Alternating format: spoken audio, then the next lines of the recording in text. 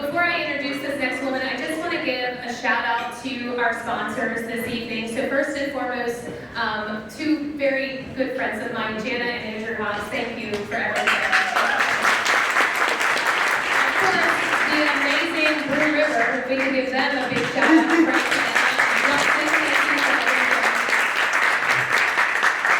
We also have Howard Crossan. Thank you for all your support. Like since I even started, thank you so much.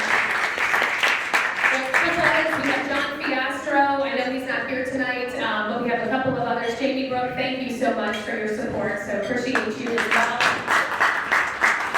I don't have the picture. Oh, Kevin, you too. Thank you for being here again. But anyway, thank you to everyone. Thank you for the love and the support. But anyway, there's not enough good things that I can say about this woman that I'm getting ready to call up on stage, who is going to introduce our governor. Without her, I would not be here. I think without her, a lot of us would not be here. You talk about a person who cares about the Republican Party, who cares about the state of Maryland, who cares about our kids, our youth, just everything about her is just amazing. And I remember I was with Dave Cooper, so thank you, David, thank you, Crystal, my treasurer, but I was with Dave Cooper at Backstreet Grill, and I looked right at her and I said, I'm going to run for county executive, and she said, girl, I got you. And I do have to say, and she kept true to her word, and I think without her love and support, I would not be here today. So without further ado, thank you. Thank you for being my friend, and thank you for being the most amazing person, Nicole Bennett.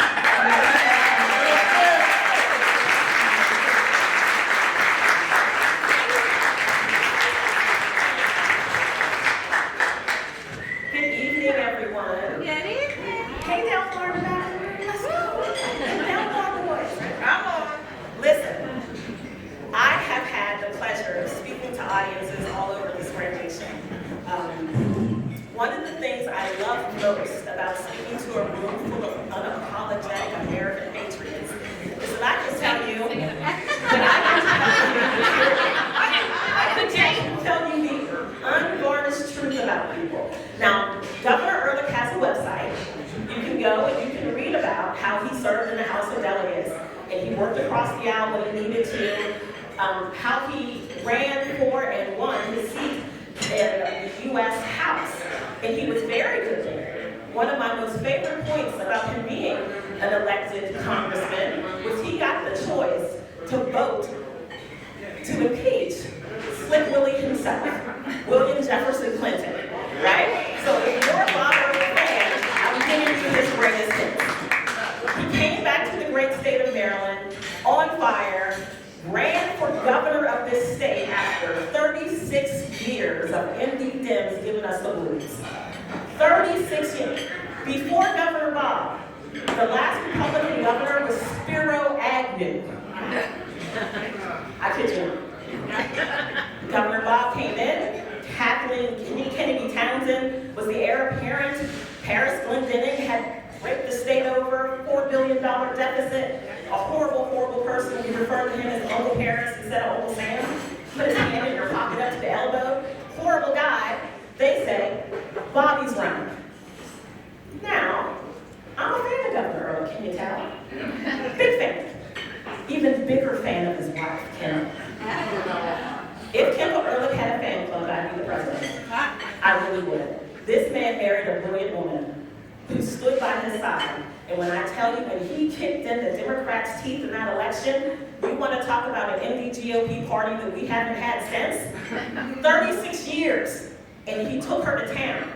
He got in the office and he didn't sit back. What did he do? That $4 billion deficit, he turned that thing around, $2.3 billion in surplus in one term.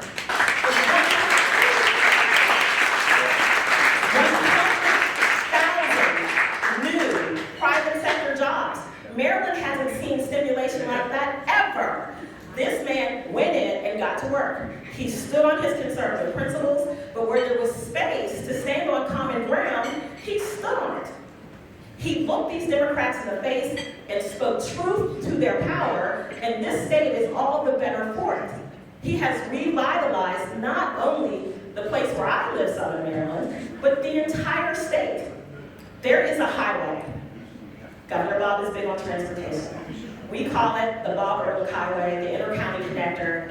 I drive on it all the time to come here to the Eastern Shore. I pull over on the side of the road and give that sign a standing ovation every time I drive past that. They refuse to finish the road. They refuse. It is the best damn road in the state. Smooth like a baby's butt. Very few state police. Wonderful, wonderful. And still not enough to thank the man who's dedicated his entire adult life to the Republican Party here in this state.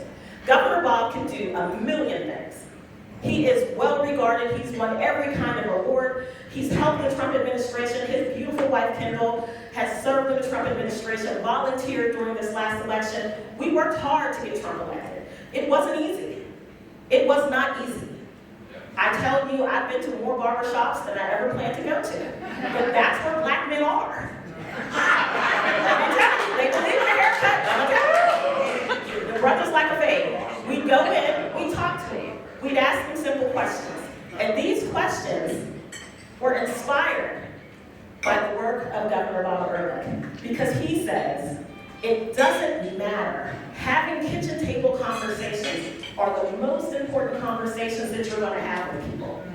Those are the most important. So when I walk into a barbershop and no, I don't want a haircut, but let me talk to you about your vote, because Kamala's going to remind you of your baby's mother. Let's be honest. This is who she's going to remind you of. She's going to raise your taxes and treat you poorly. And oh, by the way, here's a book written by the former governor of the great state of Maryland. Flip through, get to chapter 3, and you'll see what I'm talking about building a better America, America where everybody can flourish. And they look at me and go, well, why are you here? I'm here because our nation can't take one more moment of people not doing the right thing. Not one more moment. We are on the cusp of Sharia law in New York City. Hear me say that. The call to prayer, but no church bells? What nation do we live in? The question boils down to this. How do you want your freedom? How do you want it? Do you want it groveling like a dog, waiting for the Democrats in the state to throw a biscuit at one of us? Or will you stand up like our founding fathers did and fight them from the mountains of Allegheny all the way down to the beautiful, beautiful Eastern Shore in Ocean City? I've got that fight. I'll take that smoke. Julie will take that smoke. Governor Bob has taken that smoke and will continue to do so. So put your hands together, ladies and gentlemen, for the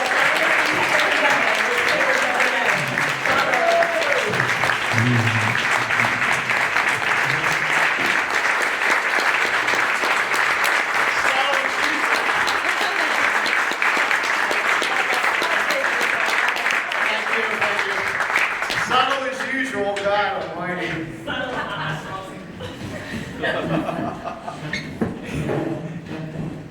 I actually wrote that, so.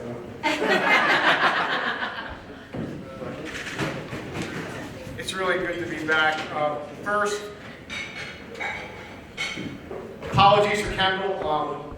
She meant to be here. She's a big fan. Where's Kendall? Right here. So she's a big fan of yours, as you know. She's been traveling for weeks, and she's not here, but she sent her love to everyone. It's been fun for me to get back here, see so many old friends, not old friends, but people we've known a long time. Love to see the young people here. Thank you. A lot of it has been said about Charlie, about the last election, about the assassination and all that. It's almost a cliche by now that they killed Charlie, they didn't kill a movement, they didn't kill speech, they didn't kill anything. In fact, if you look at the numbers, not just Turning Point, but the YRs, CRs, everything, it's growing. You cannot stop speech in this country. They couldn't do it. So you guys are in the vanguard here. This is serious, you're in the vanguard. Taking down a professor, I love that. I love that stuff. It's not that hard. Proud of you guys. Keep going. Speaking of youth, many of you know that we spend a lot of our time at college football stadiums these days, running around with Josh, and he's the quarterback at Susquehanna. And they played Johns Hopkins, this is a few days after the assassination, they played Johns Hopkins University, big tilt in D3. And Salisbury is a great team that everybody here knows. And it was number 4 against number 5, and really tight game and all that. The point of the story is, after the game, now I've seen, these days, you see players take their knee prior to the game in prayer, which is really cool. And you see those numbers increase as time is going on. I've never seen this, however. After the game, I saw a prayer circle at midfield with just about every member of both teams in prayer, holding hands.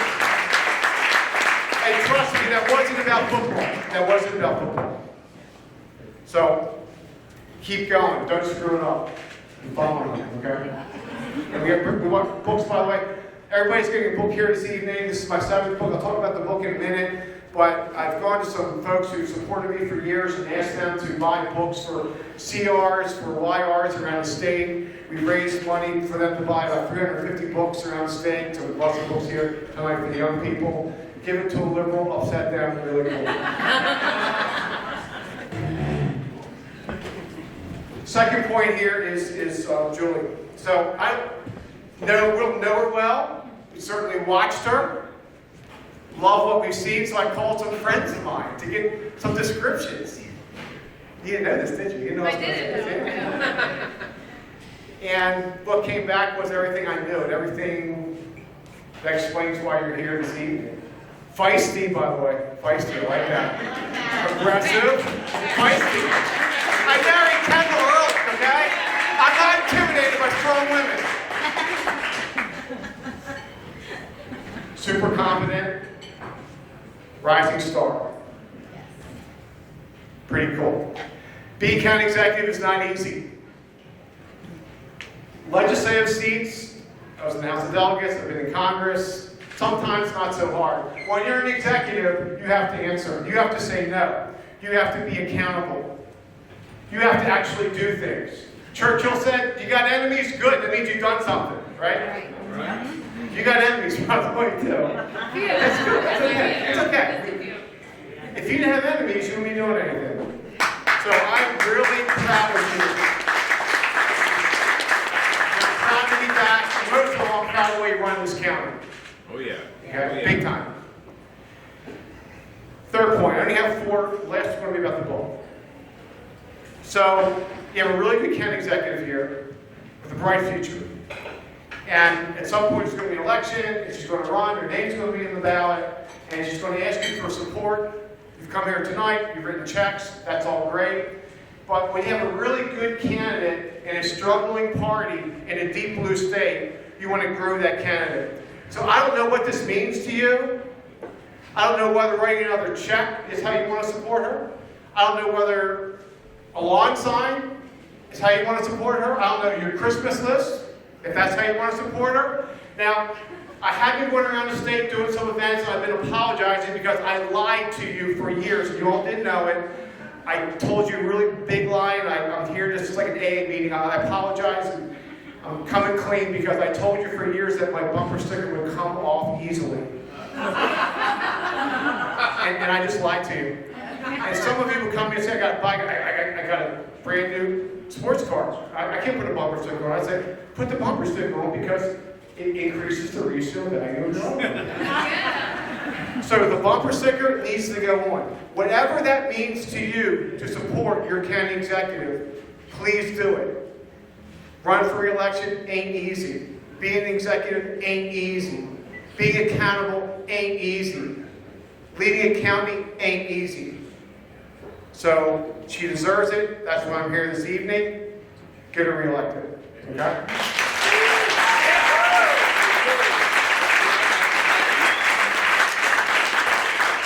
My work is done here. I'm going home. I'm going back to home. So, the book. It's my 7th book. It's the 3rd book about Trump. And I thought it was important to write these books about Trump because I'm not a sycophant. Anybody that knows my history, knows my voting record, knows me. I'm an athlete, so I'm not going to fall for it. I'm not a sycophant. The president's not perfect. The president doesn't even think he's perfect. What the president is consequential. What the president is the most effective president since President Reagan. And I know he's putting himself up there with Lincoln and Washington already, which is cool, but kind of his way. But enjoy the book. And the book really comes down, this is the Cliff Notes, and by the way, I don't want to see the book on eBay tomorrow. Nobody making a cheap buck over here. You know? But the book really makes 6 points. And the first is very familiar to you. It's not new. But when you think about him and what he does every day on a daily basis, and you read and it's disruptor writ large. It's disruption of everything. It's disruption of the Republican Party. He certainly did that. It's disruption of the Democratic Party. He certainly did. Look what he's done to the Democratic Party. It's disruption of the foreign policy establishment. It's disruption of organized labor. It's disruption of the Chamber of Commerce. It's disruption of every institution in Washington, D.C. And most of all, by the way, he's disrupting the White House itself. Do you see those new flags out there? Did you see the new ballroom? The Dems are going crazy. And you know what's outside the Oval Office? The mugshot. The mugshot. And you know why the mugshot's there? Because it reminds the media that you tried to disrupt me, and guess what? I won that election. You didn't stop me. That was phony. Everybody knows it. Okay?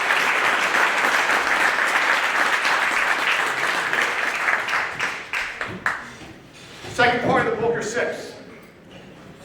Woulda, coulda, shoulda. Woulda, coulda, shoulda. A lot of politicians do woulda, coulda, shoulda. Trying to balance the budget, trying to cut taxes, trying to stop crime, trying to do that. Woulda, coulda, shoulda. In Washington, there's sort of 3 big lies. And the first lie has been, I can't touch the deficit. I will lose my career. The establishment is too well established. We can't do anything. We must live with $40 trillion in debt. It's impossible until the developer from Queens came around, right? The second big lie in Washington was, and this was a big lie told to me as a freshman Republican member of the House of Representatives, trust Xi Jinping. China will democratize, they'll liberalize, they'll modernize, they'll stop their malign actions in the South China Sea, they'll stop stealing intellectual property, they'll treat Hong Kong well, they'll be players, and they certainly have been players. And the guy from Queens, the orange menace, said, don't trust him. Don't trust him. Xi Jinping's going to meet on our terms. And the third big lie was given to Republican members as a freshman. Our leadership told freshman Bob this. Every freshman. Don't talk about illegal immigration. Don't upset the Chamber of Commerce. Don't upset the Hispanic vote. Because if we talk about illegal immigration and actually enforcing our border, we'll lose Hispanic votes. And that was true until Donald Trump came by. And guess what? He carried the Latino vote. Hispanic voters are coming our way because Hispanic voters are no different than other voters. So he took down those 3 big lies in Washington, D.C., and the book tells you that. Third, divorce. D-I-V-O-R-C-E. Think about big government fails over the last 50 years, 60 years, 70 years. Since the Great Society. $25 trillion in the Great Society. And fatherlessness. And borderlessness. And COVID will cost you all, folks a few years older than you, your senior year, your sports, your COVID, the lies, the cover-ups. The big government, repeated fails from the elites. Trust us, we know better. Well, guess what? 8 years ago, last year, Middle America, Flyover America, Blue Collar America, people work with their hands, said, we divorce you. We divorce you.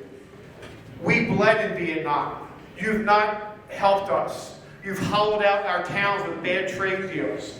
You've lied to us. You've covered up. We don't trust big government anymore. We're divorcing you. That's an applause line. Mr. Mariano, And the fourth point is the other side of the divorce. Because we divorced the elites, but guess what? We voted for Trump twice. 3 times. And the fact that 3 times, some of us 6 times. And so, he wins the first time, the left goes crazy. And the truth of it is, the New Deal coalition has been sort of rotting, being chipped at for decades, right? Reagan really started it, and President Bush continued it, but it really took Donald Trump to expose it. That New Deal coalition was dying. And then Trump wins again. And the elites are so mad at us, what did we become? County executive said our women aren't very bright. Mark Cuban said that, right? We suddenly became bitter clingers. We became trash and garbage and smelly Walmart people and dumb. When the elites of the country tell you what they think about you, you should listen. And we listened. And we voted accordingly. And guess what? That divorce is now final. Look at that map. Look at all that red fly over America.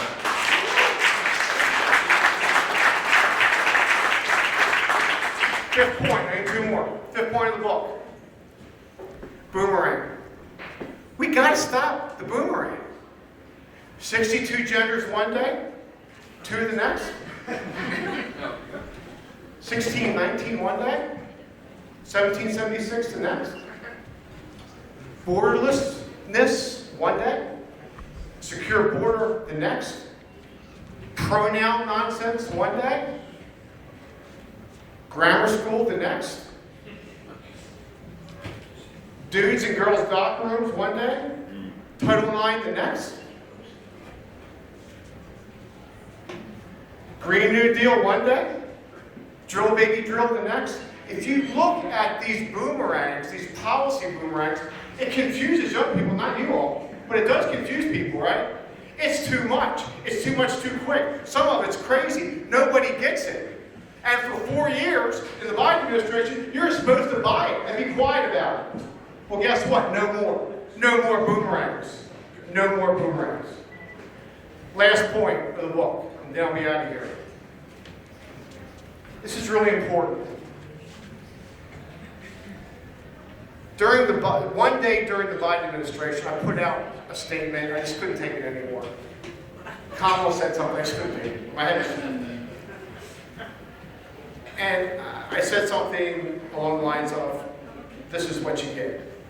And I got a response that really, I talked about in the morning, you really need to really focus on. Because the response was so instructive, so illustrative of how the left thinks these days. I could have said it better myself.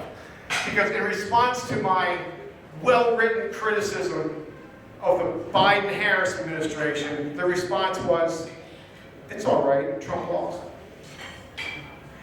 And that little sentence, that one simple sentence, put the context. If you really want to understand the Biden years, understand that context. Rumors, innuendo, prostitutes in hotel rooms, fake meetings at Trump Tower, subpoenas, investigations, indictments, convictions, civil fines, bad press, lies, innuendo. Just keep going. Why? Most of it wasn't true. Most of it wasn't true the moment the purveyors said it or wrote it, and they knew it. Why? It's okay. Trump lost. Trump has to lose. Republicans have to lose. We can make up our own reality. We can lie. We can misrepresent. We can do anything we want. Trump has to lose. That's the ultimate goal. And my admonition to you all tonight, everywhere we go, is don't give the car keys back to these folks. Just don't give it back to them, all right? And the way to start is electing that woman, re-electing that woman sitting right there. Love you guys. God bless you.